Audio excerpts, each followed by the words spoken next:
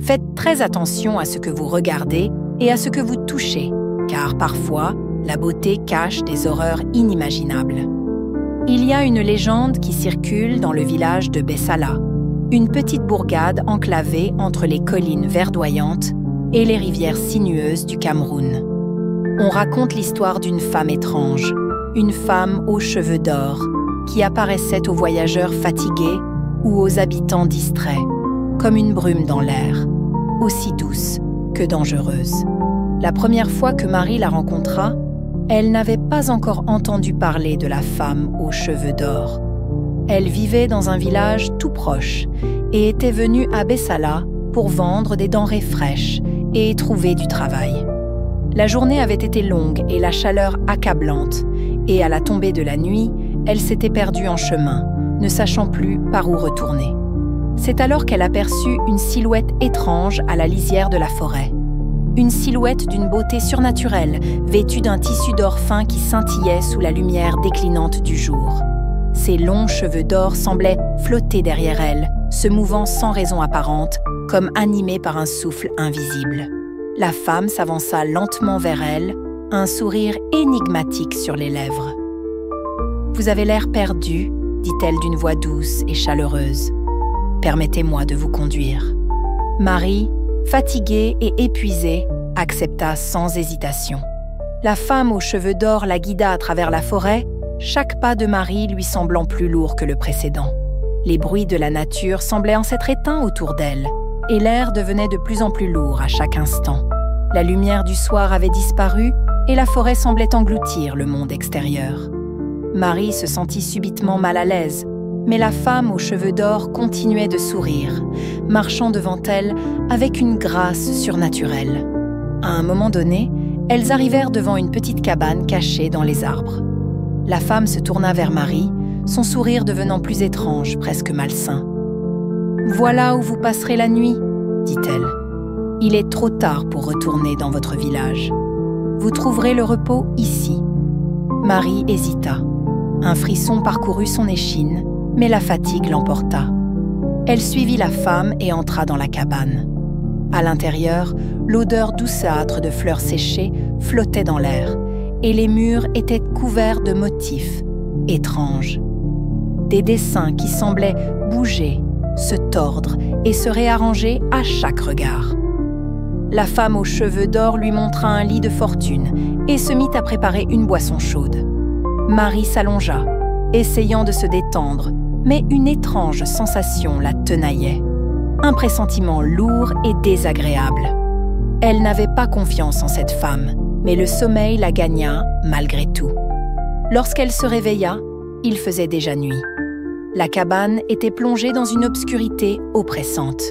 Elle sentit quelque chose de froid et de humide près d'elle, comme une présence invisible. Le souffle court, elle se leva brusquement, cherchant à comprendre ce qui se passait. La lumière des chandelles vacillait, créant des ombres mouvantes sur les murs. La porte de la cabane était entr'ouverte. D'un coup, elle aperçut les cheveux d'or de la femme au loin, se balançant doucement dans la brise nocturne. Mais cette fois, la femme ne souriait plus. Son regard était vide, comme si elle n'était plus humaine. Marie se figea, les yeux rivés sur la silhouette qui se rapprochait lentement d'elle. Soudain, la voix de la femme retentit dans l'air.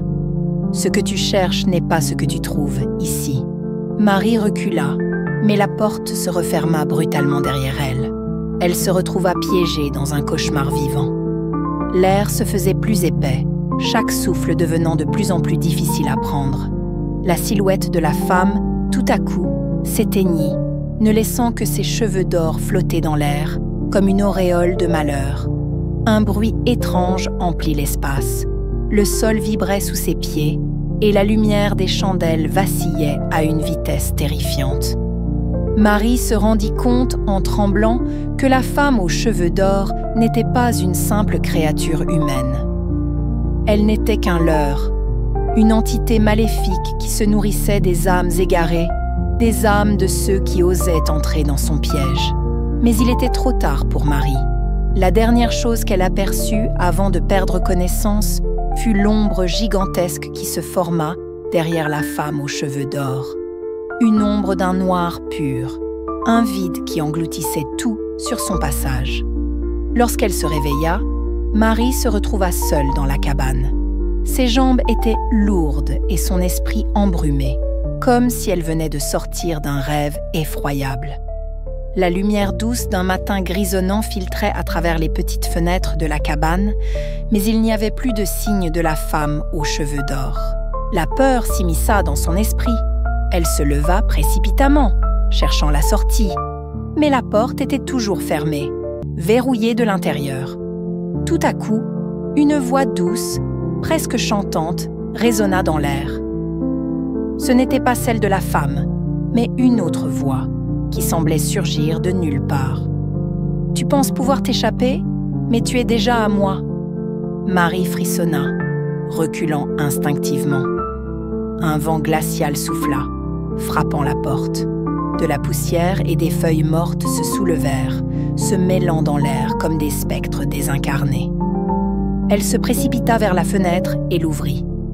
Mais ce qu'elle vit au-dehors la figea sur place.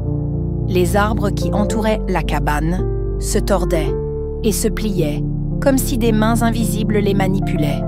Des visages fantomatiques apparurent dans l'écorce des arbres, leurs yeux vides et sans âme fixant Marie avec une intensité glaçante. Des murmures commencèrent à s'élever, presque imperceptibles, mais rapidement de plus en plus forts. Des voix d'hommes et de femmes, des voix d'enfants, criant et suppliant, résonnaient dans la forêt, appelant à l'aide. Mais ces appels étaient déformés, comme s'ils provenaient de l'au-delà. Marie se tourna vers la pièce, cherchant une issue. Mais tout ce qu'elle trouva, c'était un miroir ancien accroché sur le mur. Elle s'approcha, son cœur battant la chamade, et observa son propre reflet. Ses yeux étaient rougis, pleins de terreur, mais ce n'était pas cela qui la fit sursauter. Dans le miroir, derrière elle, se trouvait une silhouette, la femme aux cheveux d'or. Elle se retourna brusquement, mais il n'y avait personne. La peur se transforma en panique. Elle se précipita vers la porte, secouant la poignée avec frénésie, mais celle-ci restait inamovible. À l'intérieur de la cabane, le silence se fit soudainement oppressant, comme si tout l'espace avait été aspiré par un vide invisible. « Je t'ai dit que tu étais à moi. » La voix résonna à nouveau, cette fois beaucoup plus proche, et Marie se sentit frémir sous son poids. Elle tourna vivement la tête vers le miroir. Le reflet de la femme aux cheveux d'or était là, mais quelque chose avait changé. Les cheveux, d'abord dorés et magnifiques, avaient viré à un noir de jais. La femme se tenait derrière elle, sa bouche s'étirant en un sourire malsain, ses yeux noirs de vide et de malice. « Regarde bien, Marie, » murmura-t-elle. « Ceux qui cherchent la beauté, ceux qui cherchent la perfection, ceux qui se laissent séduire par les apparences, sont toujours les plus faibles. » Marie se sentit envahie par une chaleur soudainement glaciale. L'air semblait se figer autour d'elle, et elle sentait une présence grandissante, une énergie malveillante qui semblait pénétrer chaque pore de sa peau. Le miroir se fissura, et les morceaux se brisèrent en éclats, libérant une brume noire qui se répandit rapidement dans la cabane. Elle tenta de crier, mais aucun son ne sortit de sa bouche. Tout à coup, le sol sembla se dérober sous ses pieds, et elle tomba, non pas dans l'obscurité, mais dans une autre réalité, un espace clos et humide.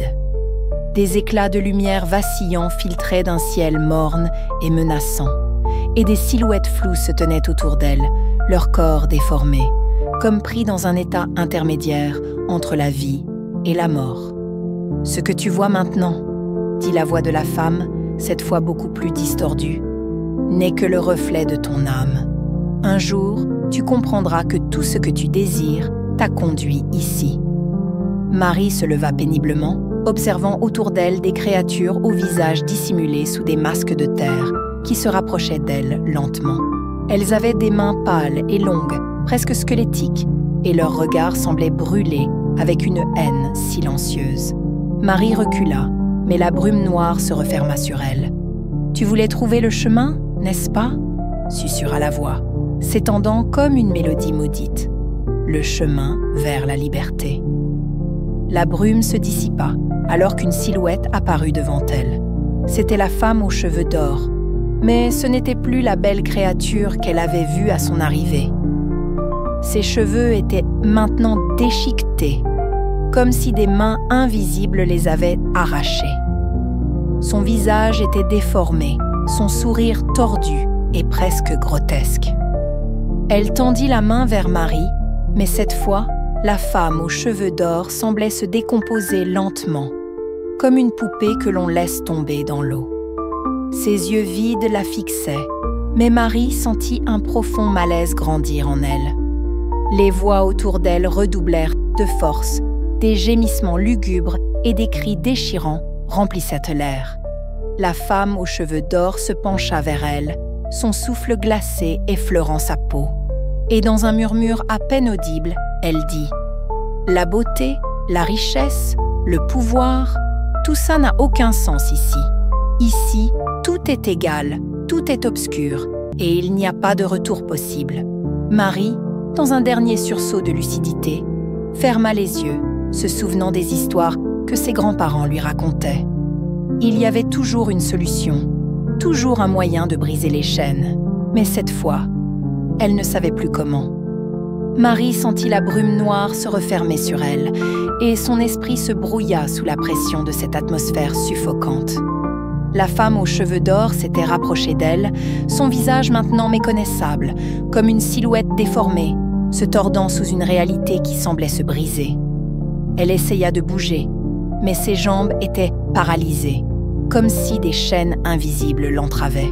La femme tendit sa main, effleurant doucement l'épaule de Marie, et une vague de froid glacial traversa son corps, comme si elle aspirait toute sa chaleur vitale. Un cri silencieux s'échappa de ses lèvres, mais il était étouffé, noyé par l'écho du lieu qui semblait se déformer autour d'elle. « Pourquoi ne veux-tu pas me rejoindre ?» chuchota la voix, désormais chantonnante, sucrée, presque hypnotique. « Je t'ai dit que tout ce que tu voulais est à ta portée. Tout ce que tu désires, je peux te le donner. » La tentation était là, la promesse d'une liberté à portée de main. Marie ferma les yeux, mais la vision de la femme aux cheveux d'or persista, et avec elle, les images de ceux qui avaient disparu, les villageois et les voyageurs, leurs visages figés dans un état de terreur. Soudain, un bruit de pas résonna dans la brume, lourd et effrayant. Un murmure se fit entendre dans l'air, presque un cri, mais trop faible pour être clairement défini. Marie se tourna, sentant un souffle chaud dans son cou, et elle aperçut une silhouette massive se profiler dans le brouillard. Un homme immense dont la silhouette se détachait de la brume noire. Il avançait lentement, son visage marqué de cicatrices anciennes, son regard fixant la femme aux cheveux d'or avec une haine palpable. « Elle t'a enchaînée, Marie. » La voix de l'homme était grave, vibrante, emplie d'une force surnaturelle. Mais ce n'est pas elle qui décide. Le sol trembla sous les pieds de Marie, tandis que l'homme s'avançait vers la femme. Les yeux de la créature se mirent à briller d'une lueur malsaine, et un vent violent souffla soudainement, déchirant la brume, balayant les ombres et éclairant brièvement la scène. Marie se retrouva, sans vraiment comprendre, libérée de ses chaînes invisibles. Elle se laissa tomber sur ses genoux, les mains tremblantes. L'homme la regarda, une lueur étrange dans les yeux. « Tu n'as plus de temps, » dit-il, sa voix douce mais ferme. « Tu veux sortir ? Alors suis-moi. » Elle n'hésita pas. Dans un dernier élan de volonté, elle se redressa et suivit l'homme, courant à travers la brume, maintenant dissipée. Le sol, autrefois humide et lourd, semblait se solidifier sous ses pieds. Chaque pas qu'elle faisait la rapprochait de la sortie, mais la voix de la femme aux cheveux d'or la poursuivait encore, sa mélodie insidieuse glissant dans l'air. « Tu reviendras, Marie, tu reviendras toujours. » Les arbres autour d'elle se déformaient à mesure qu'elle courait, leurs branches tordues se balançant dans le vent comme des mains cherchant à l'attraper. Mais l'homme la guida avec une précision presque surnaturelle, évitant habilement chaque obstacle. Il la conduisit finalement hors de la forêt jusqu'à un sentier qu'elle n'avait jamais vu auparavant. À l'horizon, le soleil se levait lentement, chassant l'obscurité de la nuit. La forêt derrière elle semblait revenir à la normale, calme et paisible, mais une sensation étrange de vide persistait. L'homme s'arrêta, se tournant vers Marie. « Ce que tu as vu là-bas, ce n'était pas un simple piège. La femme aux cheveux d'or n'est qu'une illusion, une entité qui se nourrit des âmes perdues.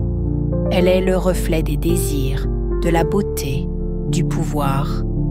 Mais ceux qui tombent dans ses bras ne retrouvent jamais leur vie normale. » Marie ne répondit pas, son esprit embrouillé par tout ce qu'elle avait vu. Elle sentit un poids énorme sur ses épaules, une douleur lancinante qui ne disparaîtrait sans doute jamais. « Comment ai-je pu m'y retrouver ?»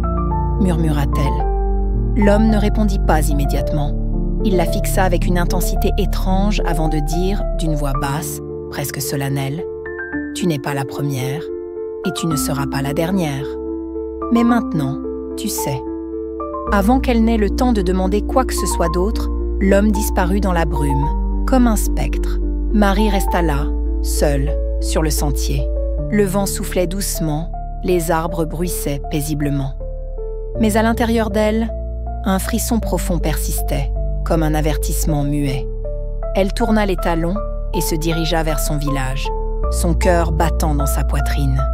Chaque pas la ramenait dans la réalité, mais les visions de la femme aux cheveux d'or ne s'effaceraient jamais. Un souvenir hanté, gravé à jamais dans son âme.